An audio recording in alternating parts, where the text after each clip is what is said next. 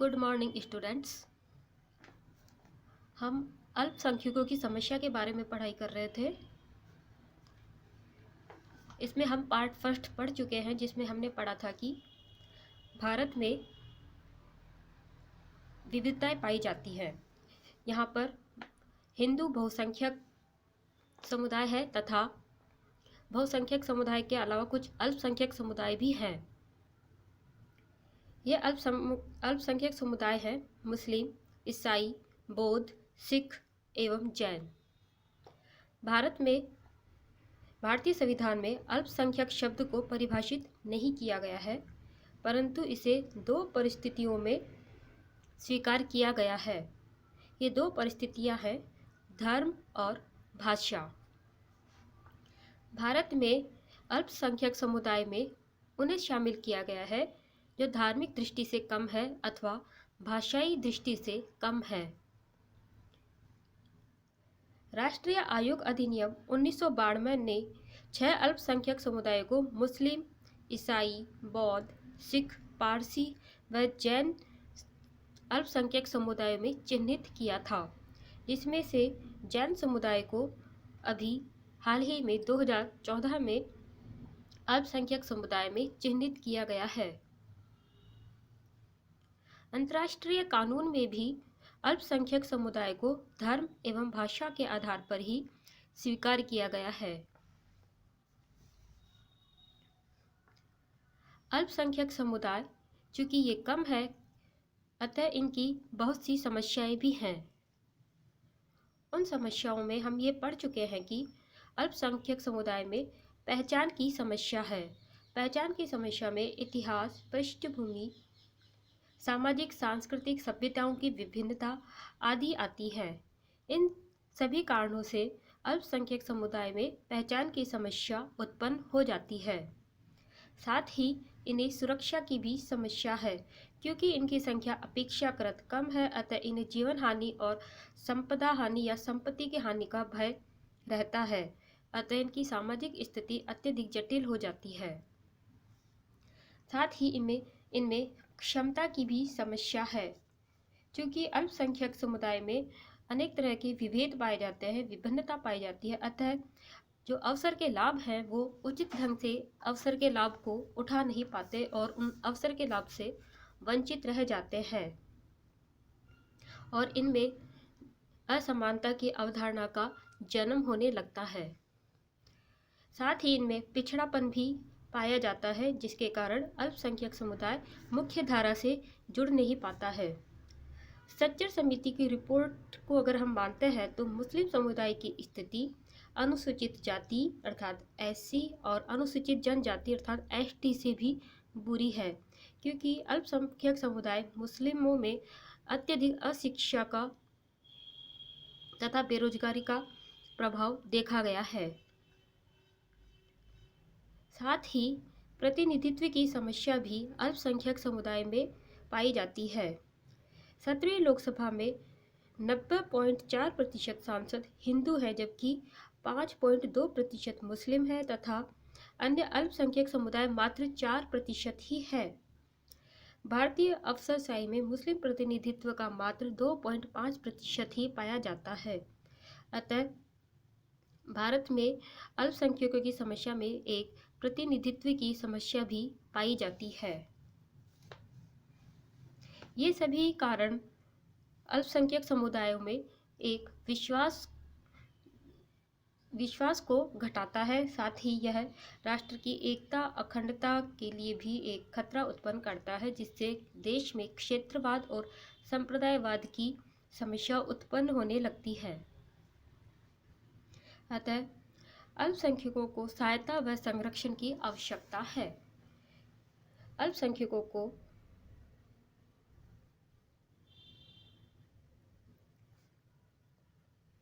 सहायता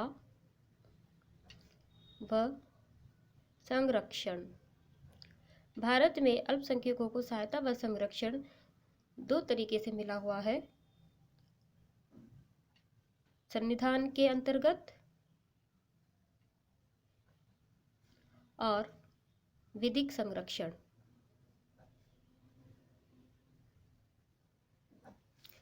संविधान के अंतर्गत अल्पसंख्यकों को जो सहायता या संरक्षण प्राप्त है वह मूल अधिकारों के अंतर्गत प्राप्त संरक्षण है। पहला,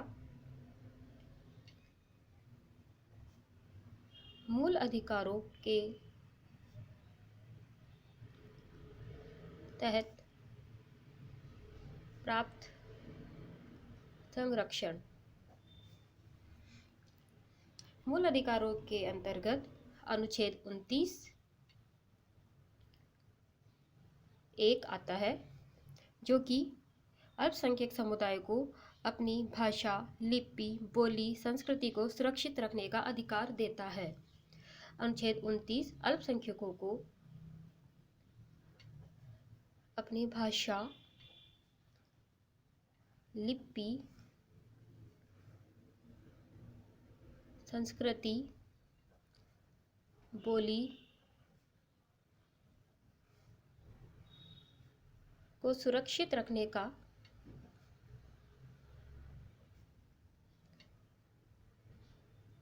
अधिकार प्रदान करता है। यह अनुच्छेद 29 है। फिर आता है अनुच्छेद 30(1).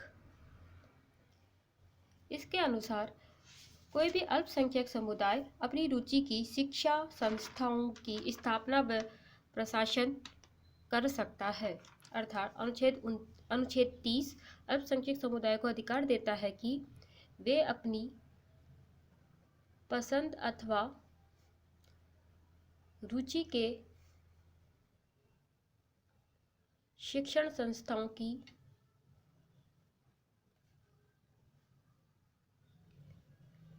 स्थापना करें और उनका प्रबंधन भी करें। अनुच्छेद 29-30 मौलिक अधिकारों के अंतर्गत अल्पसंख्यक समुदाय को प्राप्त अधिकार हैं। फिर आता है अनुच्छेद 30(2). यह राज्य से आर्थिक सहायता देने में अल्पसंख्यक द्वारा प्रबंधित संस्थानों में विभेद नहीं करेगा। अर्थात अनुच्छेद 30 कहता है कि जो अल्पसंख्यकों द्वारा प्रबंधित संस्थान है, अल्पसंख्यकों द्वारा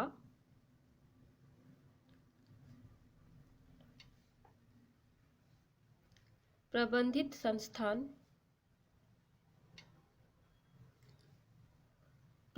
संस्थानों को राज्य आर्थिक सहायता देने में विभेद नहीं करेगा।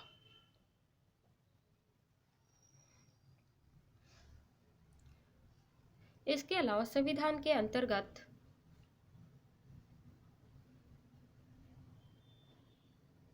भाग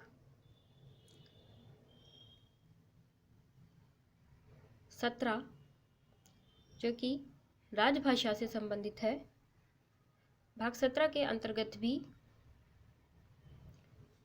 संरक्षण प्राप्त है।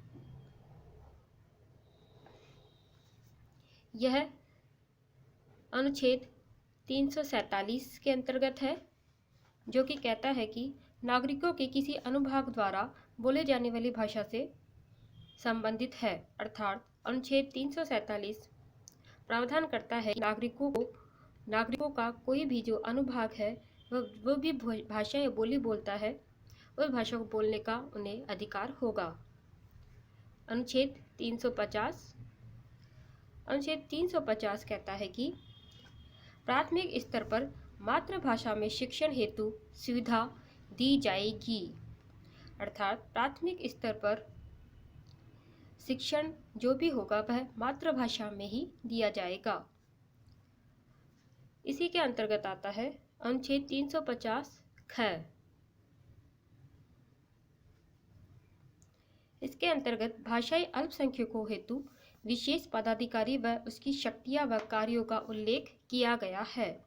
अर्थात भाषाई अल्पसंख्यकों के हेतु कुछ पदाधिकारी नियुक्त किए जाएंगे उससे संबंधित शक्तियां व कार्य अनुच्छेद 350 ख में दिए गए हैं।